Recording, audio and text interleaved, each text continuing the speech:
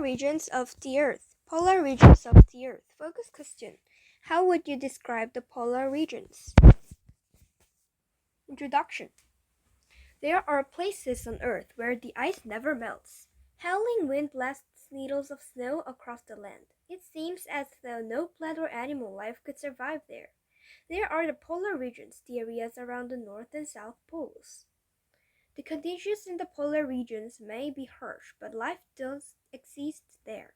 The land around the North Pole, called the Arctic, supports grasses, mosses, insects, birds, and mammals. The sea around Antarctica, the land around the South Pole, is full of fish, shellfish, penguins, and sea mammals. In this book, you will read about the inhospitable conditions of the polar regions and how some of these animals withstand them. Do you know? Have you ever seen a drawing of a polar bear and a penguin together? In real life, this can never happen. Penguins only live in the southern half of the world. Polar bears only live in the northern half. Why is it so cold? You probably know that you travel away from the equator, the imaginary line around the middle of the Earth. It gets cooler. It is coldest at the North Pole and South Pole, but why is it so much colder at the poles than at the equator? All of the warmth on Earth comes from rays of energy from the sun. As you can see in the drawing below, the rays hitting the equator are strong and direct. The Earth absorbs a lot of heat from these direct rays, but near the ends of the Earth, the rays heat at an angle.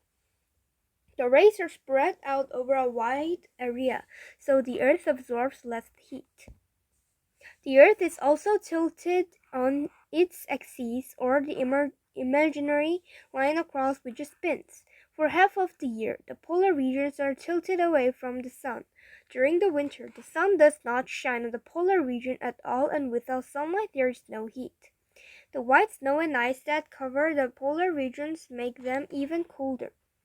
This white surface reflects the sun's rays without absorbing heat. Life in the Arctic. The North Pole sits in the middle of the Arctic Ocean, which is covered by a layer of ice called an ice cap.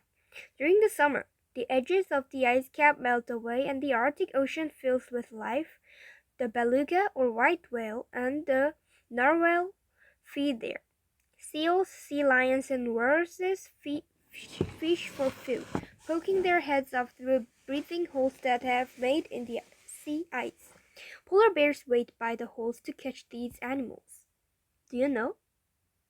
A polar bear's white fur makes it hard to see against the snow of the Arctic. This makes it easy for the bear to sneak up on seals, but the bear's black nose can give it away.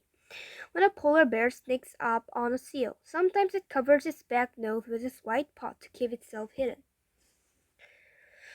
Parts of Canada, Alaska, Russia, and northern Europe lie in the Arctic region. Most of this land is tundra or treeless plains. During the winter, life on the tundra lies dormant beneath snow and ice. But the tundra thaws during the summer. Permafrost or permanently frozen soil that lies underground traps the melted snow, transforming the land into a wet bog. Tiny flowers, mosses, and plant-like organisms called lichens spring up. These plants grow close to the ground, which protects them from the wind. Do you know? When the tundra turns into a bog during the summer, billions of mosquitoes swarm over the land. The mosquitoes are so irritating that caribou have been known to run into the freezing cold seas to escape them. Animal life is abundant during the Arctic summer. Enormous herds of caribou or reindeer move onto the tundra from the forests where they spend the winter. Wolves, wolverines, and bears hunt the caribou. Hamster-like rodents called lemmings feast on grasses and seeds. Beautiful snowy owls and Arctic foxes hunt the lemmings. Many birds, including snow geese and ptarmigan, raise their chicks. As winter approaches, the plants blaze with color and then lose their leaves or die. Caribou, whales, seals, and birds migrate to warmer areas. Arctic foxes and ptarmigans change their brownish coats, turning white to match the winter snow. Lemmings and bears hibernate as the cold sets in.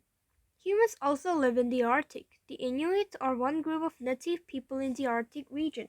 They hunt caribou, seals, and whales. Many years ago, the Inuit made everything, including their clothing, sleds, ropes, tools, and homes, from the skin and bones of the animals they hunted. Today, most Inuit live in modern houses. Many are still hunters, but they also get their food, clothing, and tools in stores. Life in the Arctic. The South Pole sits in the middle of the continent of Antarctica. Because land is colder than the sea, Antarctica is brutally cold all year round. Parts of Antarctica are mountainous, making them even colder. Almost all of Antarctica is permanently covered with an ice cap, so there are few plants. Most of the animals that visit Antarctica live in the sea, where there are plants and animals to eat. In summer, seals and sea lions come onto Antarctica beaches to breed. Birds make their nests in seaside cliffs, but the most famous Antarctic resident is the penguin. Emperor penguins are the only creatures that can withstand the Antarctic winter on land. Penguins have thick, waterproof feathers and a layer of fat called blubber to keep them warm. Emperor penguins are the largest penguins. Early in the winter, the female emperor penguin lays a single egg. She gives it to the male, who balances it on the tops of his feet. Then the female penguin leaves for the ocean to eat fish. The male carefully holds the precious egg for the entire winter. Emperor penguins have a flap of feathered skin that they use to cover the eggs and keep it warm. Males huddle close together to keep warm during fierce Antarctic blizzards. They do not eat or drink anything for months. Finally, spring arrives. The eggs hatch and the female return. Then the males and females bring food to the chicks until the chicks are ready to fish for themselves. Conclusion. The polar regions are some of the last areas of wilderness in the world, but they are being threatened. Oil companies build wells and pipelines in the Arctic. Tourists visit Antarctica to see the wildlife. Sometimes humans leave behind the garbage and pollution that harm the environment. The Earth is also warming up.